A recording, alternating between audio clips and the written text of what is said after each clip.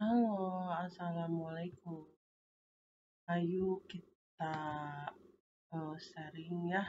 Saya dengan Marina Atiasa ya. Kita akan sharing mengenai eh, komunikasi bisnis ya.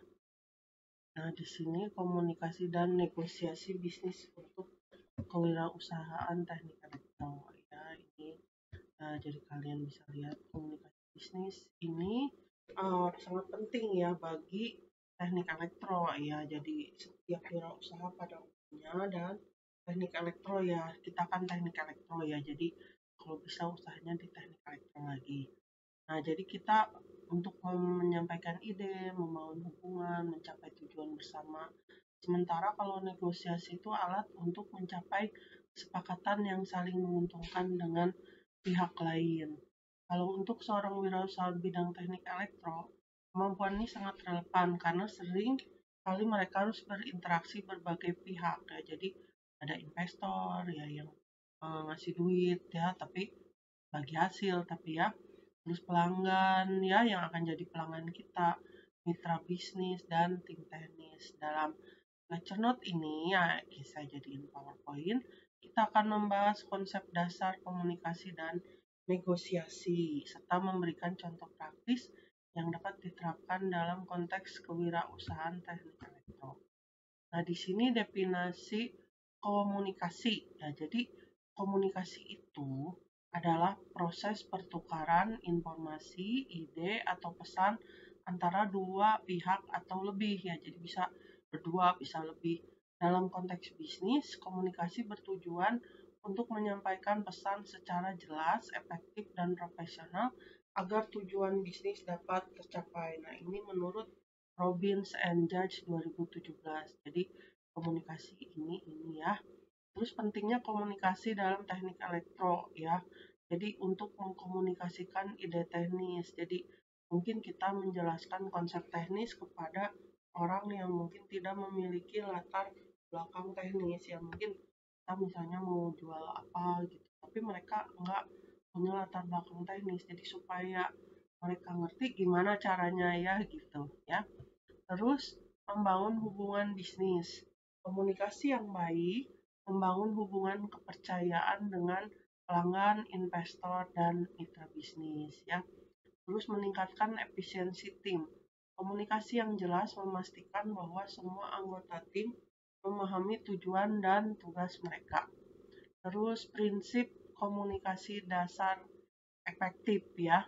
Di sini kita harus menyampaikan kejelasan pesan. Gunakan bahasa yang sederhana, hindari jargon teknis jika audiens tidak memahami. Ya, jadi contohnya kalau kita mau menerangkan cara kerja sistem IoT kepada pelanggan non teknis, gunakan analogi ya, jadi persamaan seperti sistem ini bekerja seperti otak pintar yang menghubungkan perangkat-perangkat rumah tangga ya. Jadi kalau kita jelasin smart home itu jadi begitu gitu ya. Jadi menghubungkan perangkat ini dengan otak pintar gitu. Kalau kita kan microcontroller, Raspberry, Arduino gitu ya. Jadi bisa-bisanya kita ya. Terus empati, pahami sudut pandang audiens Anda. Misalnya investor mungkin lebih tertarik pada potensi keuntungan daripada detail teknis produk. Ya, jadi biarin kita aja yang ngerti ya. Misalnya yang penting misalnya ini menghasilkan keuntungan yang gede ya, tapi kalau misalnya speknya harus yang tinggi ya, kita misalnya kasih misalnya pakai Raspberry atau apa ya, dia mungkin nggak ngerti ya perbedaan Raspberry dengan Micro, tapi kita ngerti, tapi kita harus menjelaskan karena ini pakai ini speknya lebih tinggi, misalnya lebih bisa mendukung untuk kinerja produk gitu ya. Terus feedback, pastikan ada ruang untuk umpan balik dari audiens. Ini membantu Anda mengetahui apakah pesan telah dipahami dengan benar. Ya. Jadi ada dari audiens itu umpan balik. Jadi kita mungkin bisa mengambil oh orang maunya gini. Terus media yang tepat ya. Pilih media komunikasi yang sesuai untuk presentasi. Gunakan slide visual untuk dikasih informal. Gunakan percakapan langsung. Bisa juga video call ya. Jadi tergantung keperluannya ya. Kalau misalnya online bisa pakai Google Meet, kalau ketemu mungkin kita bisa presentasi ya pakai tab atau pakai laptop, pakai PowerPoint gitu ya. Nah, gitu ya gimana ya. Jadi kalian harus bisa fleksibel ya, makanya sekarang kalian udah tahu ya. Contoh praktis, seorang wirausaha teknik elektro sedang merepresentasikan solusi hemat energi berbasis IoT kepada calon pelanggan. Agar komunikasi efektif, gunakan grafik dan diagram untuk menjelaskan cara kerja sistem ya. Jadi kita perlu gambar-gambar, grafik ya. Jadi daripada tulisan mungkin itu lebih menarik ya. Jadi mereka senang juga ya, senang warna-warna, senang ini kalau misalnya ini lebih besar dari ini, orang lebih suka melihat grafik tabel atau gambar dibanding tulisan doang ya. Terus fokus pada manfaat bagi pelanggan seperti penghematan biaya listrik hingga 30% ya. Jadi manfaatnya apa gitu mereka pengen ya. Terus jawab pertanyaan dengan sabar dan berikan penjelasan tambahan jika diperlukan. Jadi kalau misalnya mereka nanya, kita harus sabar ya, harus kita jawab ya sebisa kita.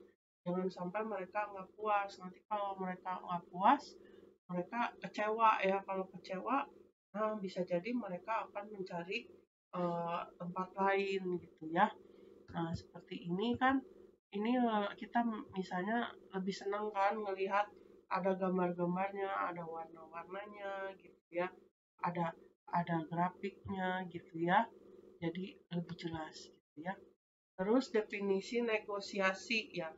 Negosiasi adalah proses dialog antara dua pihak atau lebih untuk mencapai kesepakatan yang saling menguntungkan.